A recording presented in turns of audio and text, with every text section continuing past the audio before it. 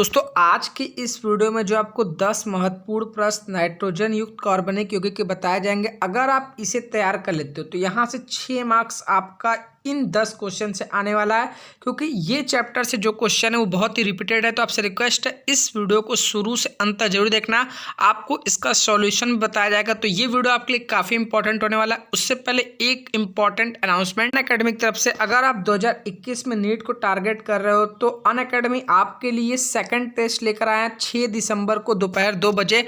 ये टेस्ट पूरे complete syllabus से होगा। इसका नाम है अनअकैडमी MBBS लीग, जिसमें आप assess and level up your NEET preparation every Sunday 10 AM, यानी आप अपने टेस्ट के जरिए आप अपना प्रिपरेशन को और इंक्रीज कर सकते हैं।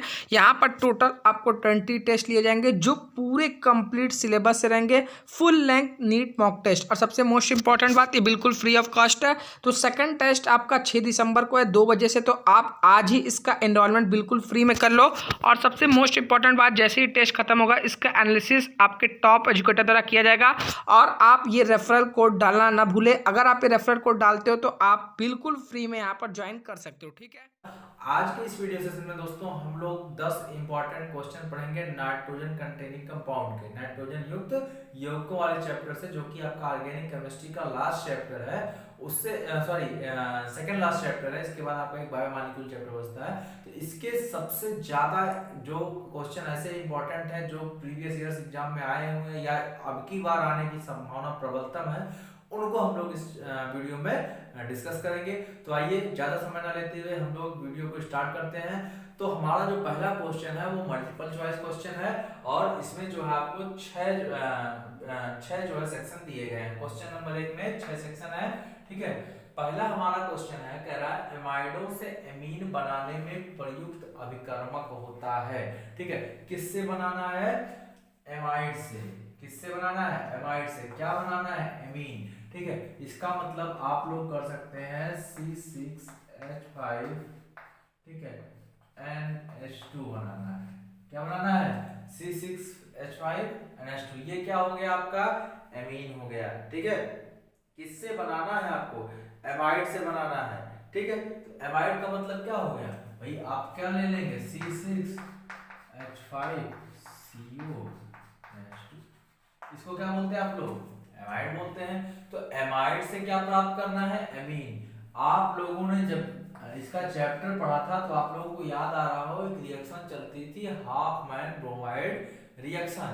ठीक है, इसमें हम लोग क्या लेते थे? एमाइड लेते थे, साथ ही साथ ब्रोमीन लेते थे और KOH लेते थे। इसकी आपस में क्रिया कराते थे तो हमें क्या मिल जाता था? हमें जो है आपका एमीन प्राप्त हो जाता था। ठीक है, तो इस रिएक्शन को हम लोग क्या नाम देते थे? Hopman Hopman bromide Hopman bromide अभिक्रिया। ठीक है, तो उम्मीद करते हैं इतनी चीज आप लोगों को समझ में आई होगी। यह क्वेश्चन 2019 और 20 दोनों सालों में पूछा गया है। ठीक है, नेक्स्ट क्वेश्चन आपका है क्वेश्चन नंबर 2। एमीन का जलीय विलयन होता है। कह रहा है एमीन जो होगा उसका जो एक्वस सॉल्यूशन होगा वह किस टाइप का होगा? टाइप का मतलब नेचर पूछा जा रहा है यहाँ पे। ठीक है, विकल्प आपको दिया गया है अम्लीय, क्षारीय, उदासीन, उभयधर्मी। ठीक है, ये 4 विकल्प आपको दिए गए हैं और आपसे पूछा जा रहा है एमीन का जलीय विलयन होता है। तो भैया एमीन का जलीय विलयन कैसा होता है? आप सभी लोगों को पता है एमीन का जलीय विलयन कैसा होता है? क्षारीय प्रकृति का होता है। ठीक है, तो यहाँ पर दूसरा विकल्प सही है। ठीक, चलिए नेक्स्ट क्वेश्चन की तरफ हम लोग बढ़ते हैं। नेक्स्ट क्वेश्चन है आपका CH3 का होल थ्राइस N। ठीक है, देखिए यहाँ पर पूछा गया है कि ये क्या है? प्राइमरी एमीन है, सेकेंडरी एमीन है, टर्सरी एमीन है।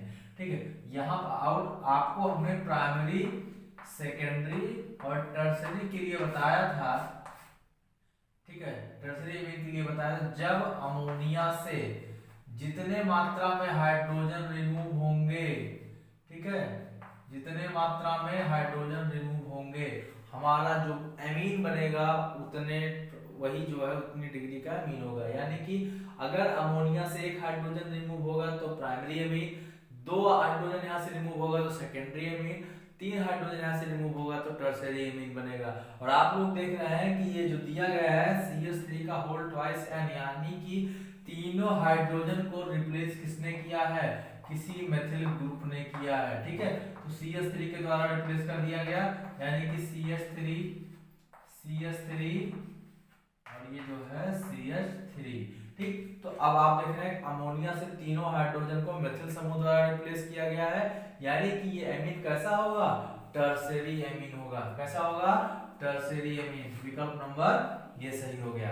नेक्स्ट क्वेश्चन है सबसे अधिक क्षारकीय एमीन है। आपसे पूछा जा रहा है सबसे अधिक क्षारकीय एमीन कौन सा है। विकल्प क्या क्या दिया गया है, C2H5NH2, दूसरा विकल्प दिया गया CH3 का होल ट्वाइस NH, तीसरा विकल्प दिया गया CH3NH2, चौथा विकल्प दिया गया है C2H5 का होल ट्वाइस NH। ठीक है, तो भैया वही सबसे अधिक क्षारकीय एमीन होगा जिसका प्लस आई इफेक्ट ज्यादा होगा, प्लस आई प्रभाव सबसे ज्यादा होगा।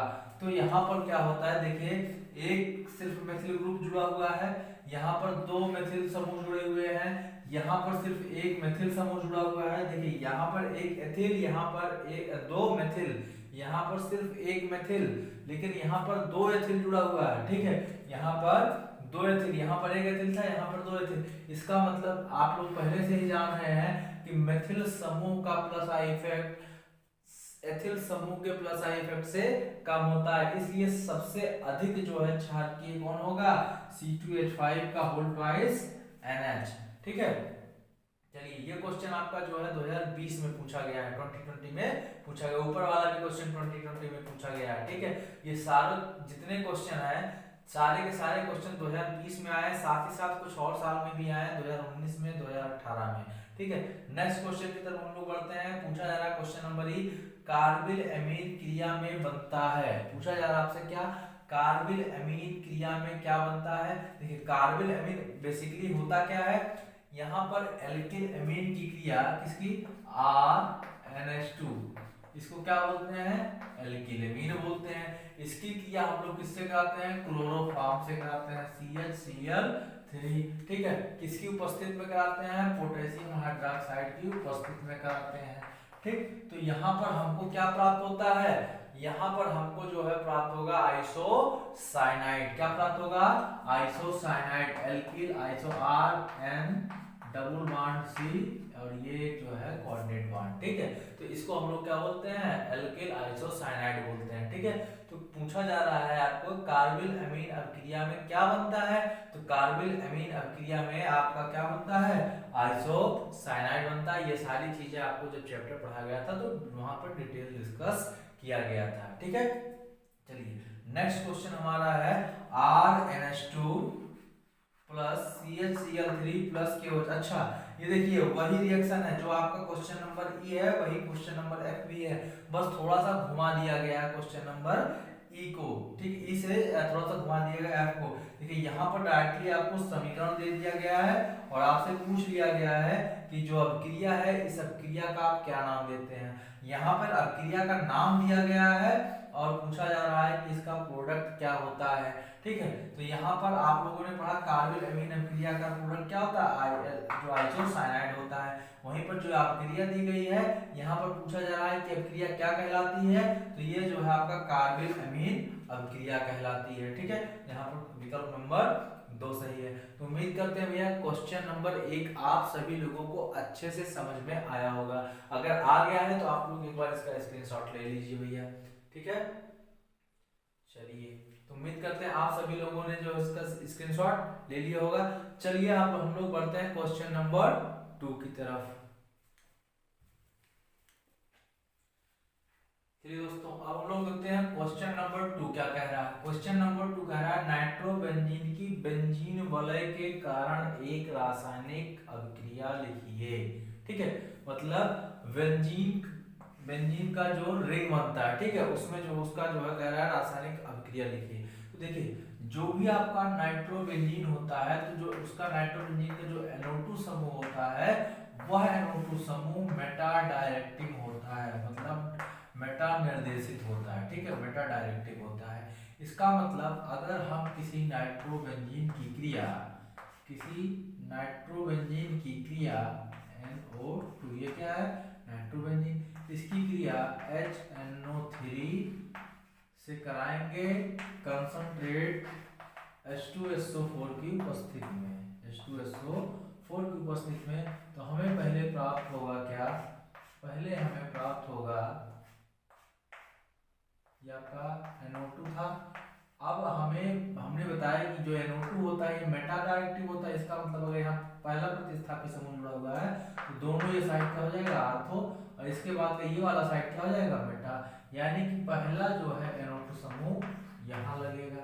इसके बाद फिर से वही क्रिया दोहराएंगे, HNO3 और इसके साथ साथ H2SO4, ये कंसंट्रेट रहेगा, ध्यान दीजिएगा इतना, ठीक है। जब फिर से कराएंगे तो फिर से एक बार जो है मेटा का जो है प्रोडक्ट बनेगा, यहाँ पर NO2, यहाँ पर NO2, और ये भी तो ये मेटा है, ठीक है। तो इस तरीके से ये बनेगा 1 3 5 1 3 5 ट्राई नाइट्रो बेंजीन, क्या बनेगा भैया 1 3 5 ट्राई नाइट्रो बेंजीन बन गया, ठीक है। तो ये आप लोगों ने देख लिया किस प्रकार से नाइट्रोबेंजीन जो होता है मेटा डायरेक्टिव होता है, ठीक। चलिए नेक्स्ट कह रहा है नाइट्रोबेंजीन बनाने की विधि लिखिए, नाइट्रोबेंजीन बनाने की विधि पूछा जा रहा है, बहुत ही सिंपल है नाइट्रोबेंजीन बनाने की विधि, ठीक है। आप लोग सोच रहे होंगे क्या है, तो आइए हम लोग देख लेते हैं कि किस प्रकार से नाइट्रोबेंजीन बनाया जाता है। देखिए पहले आप लोग ले लीजिए बेंजीन C6H6, यही तो है बेंजीन आपका, इसकी क्रिया आप लोग HNO3 ये कंसंट्रेट रहेगा ये भी, और इसके साथ H2SO4 ले लीजिएगा, ये भी कंसंट्रेट, इसके साथ जब आप लोग कराते हैं तो आपको क्या प्राप्त हो जाता है, ये आपको नाइट्रोबेंजीन की प्राप्ति हो जाती है, क्या मिल जाता है नाइट्रोबेंजीन मिल जाता है भैया, बात समझ में आई, क्या मिल जाएगा नाइट्रोबेंजीन, ठीक। और यहाँ से एक H, यहाँ से एक O और यहाँ से एक H मिल करके क्या बना लेंगे H2O बना लेंगे, ठीक है, H2O के रूप में बाहर हो जाएगा। एक तो ये हो गया, दूसरा आपका बेंजीन डाइजोनियम क्लोराइड के साथ अब क्रिया, यानी कि C6H5N2Cl बेंजीन डाइजोनियम क्लोराइड, ठीक है। ये आपका क्या है बेंजीन डाइजोनियम क्लोराइड है, इसकी क्रिया अगर आप लोग HNO3 के साथ कराते हैं CO2O की उपस्थिति में, किसकी उपस्थिति में Cu2O की उपस्थिति में, किससे HNO3 के साथ कराते हैं, ठीक है। तो इसमें आपको क्या प्राप्त हो जाएगा नाइट्रोबेंजीन प्राप्त हो जाता है भैया, क्या प्राप्त हो जाता है नाइट्रोबेंजीन। तो नाइट्रोबेंजीन के बनाने की विधि, अच्छा डिटेल हमने जो जब चैप्टर पढ़ाया था तो वहां पर डिस्कस किया गया था। एक तो हो गया आपका बेंजीन के साथ नाइट्रोबेंजीन, दूसरा हो गया बेंजीन डाइजोनियम क्लोराइड के साथ जो है बेंजीन का निर्माण, ठीक है भैया।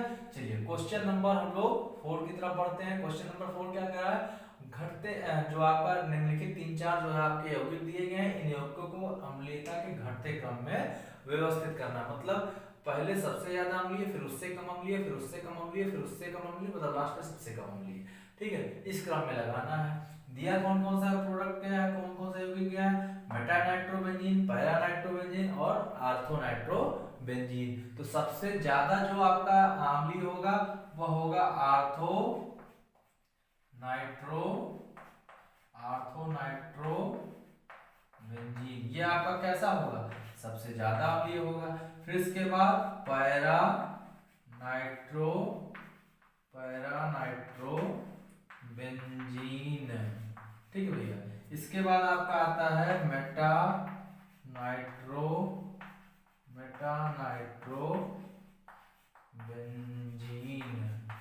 ठीक भैया, बात समझ में आई। तो ये आपके जो है क्वेश्चन नंबर 4 में हो गए, कुछ के कंपाउंड दिए गए थे, उनको अम्लीयता के घटते क्रम में लिखाना था, यानी कि ये सबसे ज्यादा अम्लीय, फिर इससे कम अम्लीय ये, इससे कम अम्लीय ये, ठीक।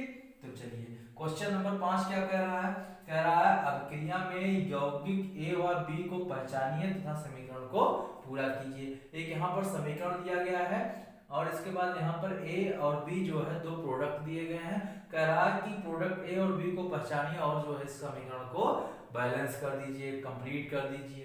देखिए यहाँ पर क्या है, CH3CONH2 की क्रिया फास्फोरस पेंटा ऑक्साइड की उपस्थित में हीट कराई जा रही है। ठीक है, इसको फास्फोरस पेंटा ऑक्साइड की उपस्थित में हीट कराया जा रहा है। तो ये बेसिकली क्या बन जाएगा, CH3CN बन जाएगा, मेथिल साइनाइड बन जाएगा। और इस मेथिल साइनाइड की क्रिया जब हम लोग Sn प्लस HCl से कराते हैं तो ये बन जाएगा CH3CH2NH2। क्या बना लेगा, CH3CH2NH2, जिसे आप लोग बोलते हैं एथिल एमीन। ठीक, तो इस तरीके से जो आपका A हो गया ये और B हो गया ये। ठीक है, और आपका रिएक्शन भी कंप्लीट हो गया। तो उम्मीद करते हैं ये चारों क्वेश्चन आप सभी लोगों को पांचों क्वेश्चन आप लोगों को समझ में आए होंगे। एक बार इन क्वेश्चंस का आप लोग स्क्रीनशॉट ले लीजिए, इंपॉर्टेंट है भैया, ये जो है आपके हर साल पूछे गए हैं। ठीक है, बहुत इंपॉर्टेंट है। पहला वाला क्वेश्चन 2016 में पूछा गया है, दूसरा क्वेश्चन 2019-18 में पूछा गया है, तीसरा क्वेश्चन इसके बाद आपका जो है 2018 में पूछा गया है, चौथा क्वेश्चन आपका 2017 में पूछा गया है और लास्ट 2018 में। ठीक है,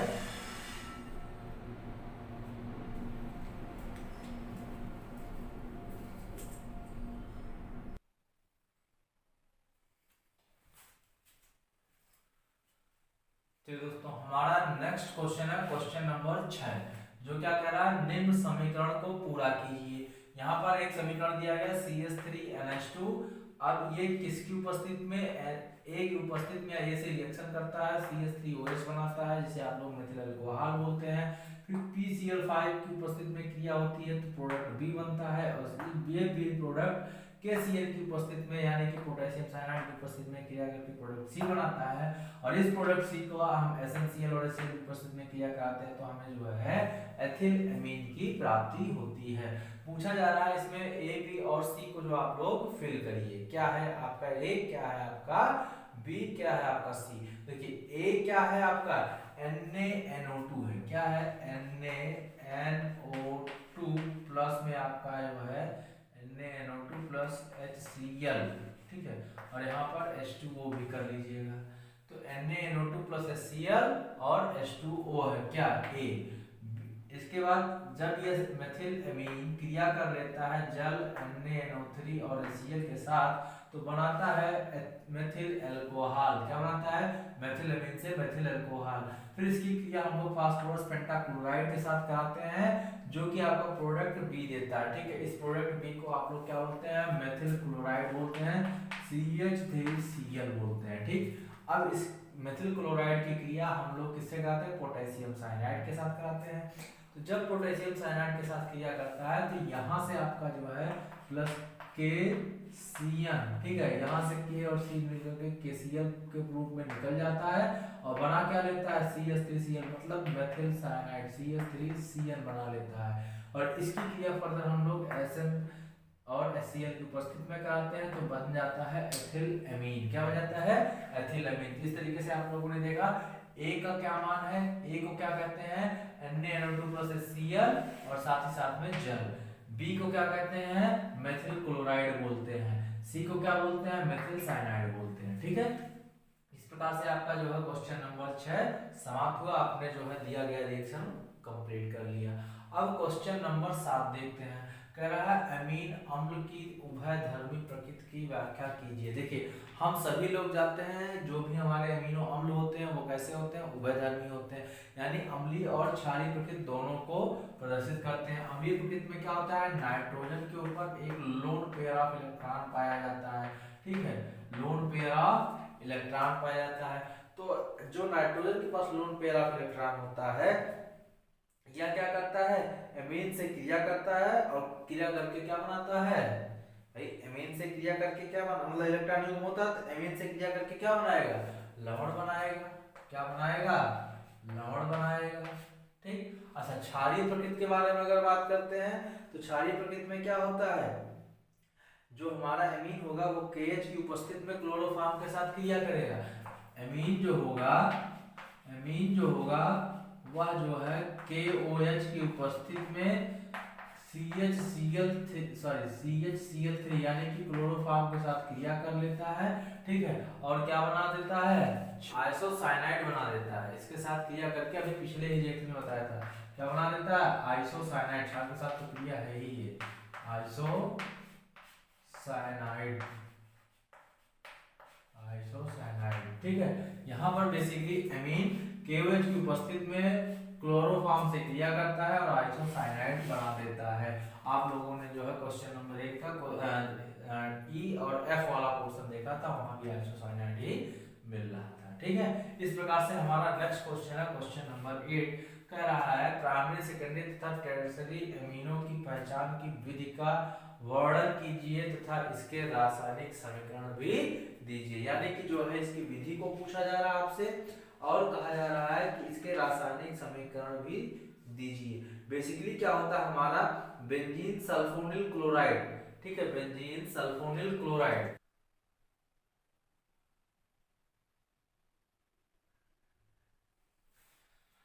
देखिए यहाँ पर क्या होता है हमारा जो बेंजीन सल्फोनिल क्लोराइड होता है, यानी कि जो है आपका SO2Cl, ये क्या हो गया, बेंजीन सल्फोनिल क्लोराइड। इसे हम लोग बोलते हैं हिंसबर्ग रिएजेंट, ठीक है। यह प्राथमिक एमीन से क्रिया करके क्या बनाता है, एन एल्किल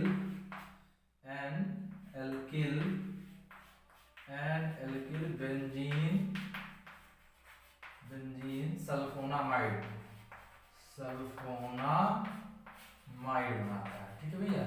यहाँ पर क्या होता है, जो बेंजीन सल्फोनिल क्लोराइड होता है वह प्राइमरी एमीन से क्रिया करके एन एल्किल बेंजीन सल्फोनामाइड बनाता है, जबकि वहीं पर सेकेंडरी एमीन होता है हिंसबर्ग रिएजेंट अथवा बेंजीन सल्फोनिल क्लोराइड के साथ क्रिया करके N di alkyl benzene sulphonamide बनाता है, ठीक है। क्या हो जाएगा यहाँ पर N di alkyl benzene sulphonamide बनाता है। वहीं पर आपका जो टर्शियरी एमीन होता है वह हिंसबर्ग रिएजेंट यानी कि बेंजीन सल्फोनिल क्लोराइड के साथ क्रिया नहीं करता है, ठीक है। बात एकदम ध्यान से देखिएगा, जो हमारा प्राइमरी एमीन है, प्राइमरी एमीन क्या करता है, बेंजीन सल्फोनिल क्लोराइड के साथ क्रिया करके एन एल्किल बेंजीन सल्फोनामाइड बनाता है। वहीं पर आपका secondary amine benzene sulphonyl chloride यानी कि हिंसबर्ग अभिकर्मक के साथ, हिंसबर्ग रिएजेंट के साथ क्रिया करके N di alkyl benzene sulphonamide बनाता है। जबकि हमारा टर्शियरी एमीन क्या करता है, यह बेंजीन सल्फोनिल क्लोराइड यानी कि हिंसबर्ग रिएजेंट के साथ क्रिया नहीं प्रदर्शित करता है, ठीक है। तो ये चीज आपको लिखना है, पहचान की विधि हिंसबर्ग रिएजेंट के साथ हम लोग प्राइमरी, सेकेंडरी और टर्शियरी एमीन को आसानी के साथ छांट सकते हैं। कैसे, प्राइमरी जो आपका एमीन होगा वह एन एल्किल बेंजीन सल्फोनामाइड बनाएगा, secondary N di alkyl benzene sulphonamide बनाएगा, जबकि टर्शियरी क्रिया ही नहीं करेगा, ठीक है। बात समझ में आई? इस प्रकार से हम लोग प्राथमिक, द्वितीयक तथा तृतीयक एमीनों की पहचान कर सकते हैं। और रासायनिक समीकरण हमने आपको जो है मोटा दे ही दिया है। यहाँ पे आपका बेंजीन सल्फोनिल क्लोराइड सेम रहेगा, यानी कि इसको हम लोग हिंसबर्ग रिएजेंट भी बोलते हैं। और यहाँ पर प्राइमरी एमीन का मतलब हो गया CH3NH2, ठीक है, ये आपका प्राइमरी एमीन हो गया। CH3 का होल ट्वाइस NH, ये आपका सेकेंडरी एमीन हो गया। और CH3 का होल थ्राइस N, अभी आपने बहुविकल्पीय वाले में पढ़ा था, ये आपका टर्शियरी एमीन हो गया।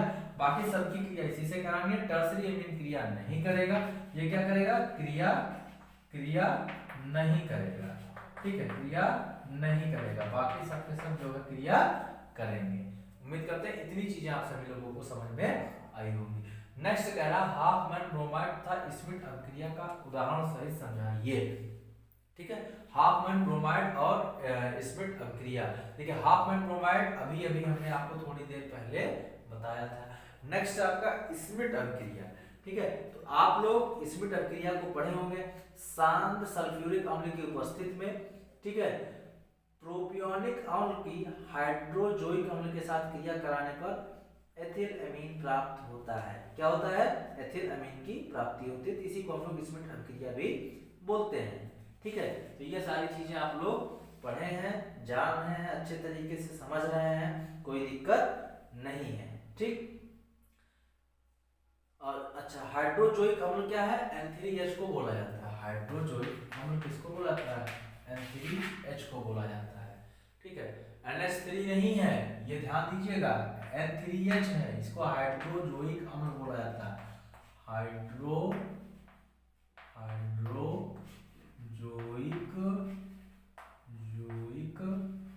अम्ल। ठीक है, तो इसमें क्रिया हो गया। बाकी हाफ ब्रोमाइड क्रिया आपने अभी इसी वीडियो लेक्चर में शुरुआत में पढ़ रखा है उसका रिएक्शन। ठीक, अब नेक्स्ट हमारा कैसे प्राप्त करोगे प्रोपियोनिक अम्ल से एथिलअमीन और प्रोपोनामाइड से एथिलअमीन। ठीक है, दोनों से आपको एथिलअमीन की ही प्राप्ति करनी है। पहले में प्रोपियोनिक अम्ल रहेगा, दूसरे में प्रोपोनामाइड रहेगा। तो आइए देखते हैं ये रिएक्शन किस प्रकार से संपादित होती है।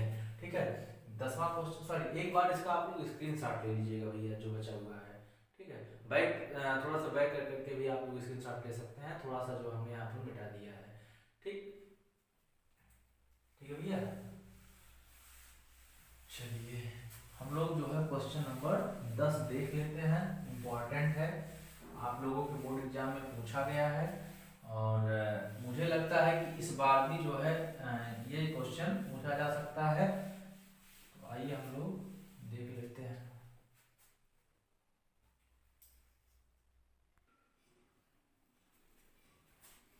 चलिए दोस्तों, अब हम लोग देखेंगे प्रोपियोनिक अम्ल की एथिलअमीन से क्रिया। प्रोपियोनिक अम्ल का मतलब CH3 CH2 COOH। ठीक है, ये हो गया प्रोपियोनिक अम्ल। अच्छा, ये क्या है आपका? अभी अभी हमने बताया स्मिट अपक्रिया वही है। ठीक है, ये क्या है? स्मिट अपक्रिया ही है। इसकी क्रिया हाइड्रोजोइक अम्ल के साथ है। हाइड्रोजोइक अम्ल को क्या लिखते हैं? N3H लिखते हैं। ठीक है, इसके साथ हाइड्रोजोइक अम्ल के साथ कराते हैं। ठीक, किसकी उपस्थित में कराते हैं? कंसंट्रेट H2SO4 की उपस्थित में ये रिएक्शन संपादित होती है। ठीक है, ये आपका क्या है? हाइड्रोजोइक अम्ल है। क्या है? हाइड्रोजोइक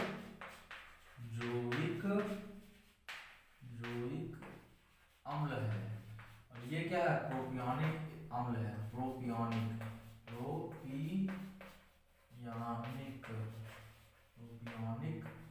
अम्ल है। ठीक है, इसकी क्रिया कंसंट्रेट H2SO4 की उपस्थिति में कराई जाती है। जब कराई जाती है तो हमें क्या प्राप्त होता है? एथिलअमीन प्राप्त होता है। क्या प्राप्त होता है? एथिलअमीन। एथिलअमीन को हम लोग लिख सकते हैं CH3 CH2 NH2। ठीक है, एथिलअमीन हो गया। साथ में आपका कार्बन डाइऑक्साइड मिलता है और नाइट्रोजन गैस मिलती है। इसको हम लोग बोलते हैं एथिलअमीन। क्या बोलते हैं? एथिलअमीन। और ये आपका जो है स्मिट अभिक्रिया कहलाता है। पूरा रिएक्शन क्या कहलाता है? स्मिट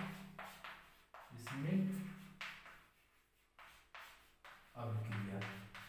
क्या कहलाएगा? स्मिट अभिक्रिया कहलाता है। ठीक है, एक बार आप लोग इसका स्क्रीनशॉट ले लीजिएगा। ठीक है दोस्तों, अब अगला आपका कह रहा है प्रोपेनामाइड से। किससे? प्रोपेनामाइड से क्या बनाना है आपको? एथिलअमीन बनाना है।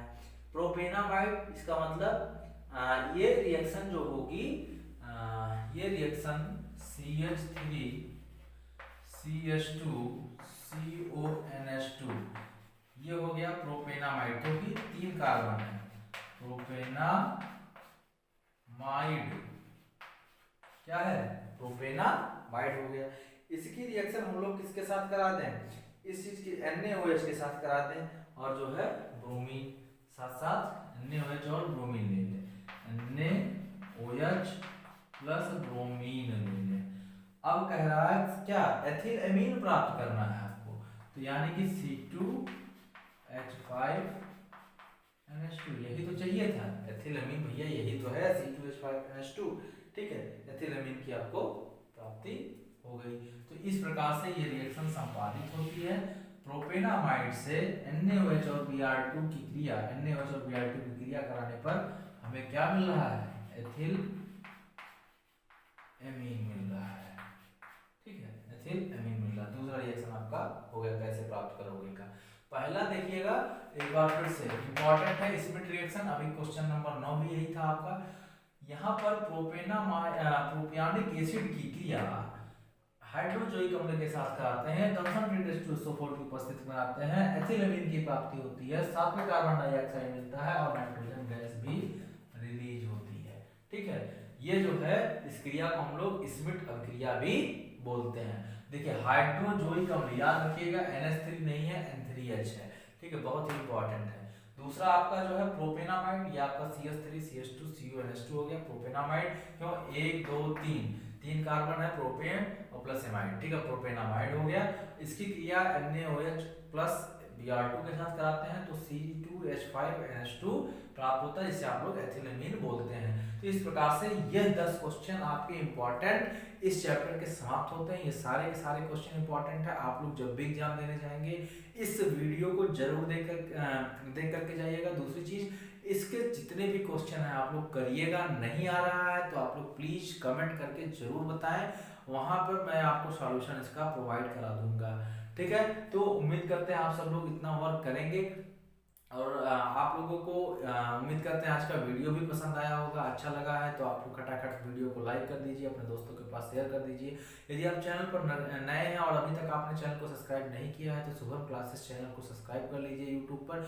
आप लोग गूगल प्ले स्टोर पर जाकर के शुभम क्लासेस ऐप को भी डाउनलोड कर सकते हैं, मोस्ट ट्रेंडिंग ऐप है। यहाँ ये हिंदी मीडियम का सबसे बेस्ट चैनल है जहाँ पर आपको पूरे बोर्ड एग्जाम की तैयारी अच्छे से कराई जाती है। तो आपका केमिस्ट्री का पूरा सिलेबस कंप्लीट भी हो चुका है और अब हमने रिवीजन स्टार्ट कर दिया है। तो 10-10 क्वेश्चन मैं आपको हर चैप्टर के इंपॉर्टेंट पहले एक बार करा दूंगा और इसके बाद जो भी आपके डाउट होंगे उनको कराऊंगा। मैं साथ ही साथ फाइनल शॉर्ट भी बनाते चल रहा हूँ, बीच बीच में आपको फाइनल शॉर्ट भी देखने को मिलेगा, जिसमें एक लेक्चर में ही कंप्लीट आपको जो है पूरा चैप्टर देखने को मिल जाएगा। क्योंकि एग्जाम टाइम में आपके पास इतना समय नहीं होता है कि आप 8 या 10 वीडियो को देखें, इस वजह से थोड़ा जो इंपॉर्टेंट टॉपिक होते हैं उस चैप्टर के उसको हम जो है फाइनल शॉर्ट के थ्रू जो है आप लोगों को प्रोवाइड कराएंगे। और बस आप लोगों का काम है उस वीडियो को देखना और बुक से क्वेश्चन को करना, प्रीवियस ईयर क्वेश्चन को करना।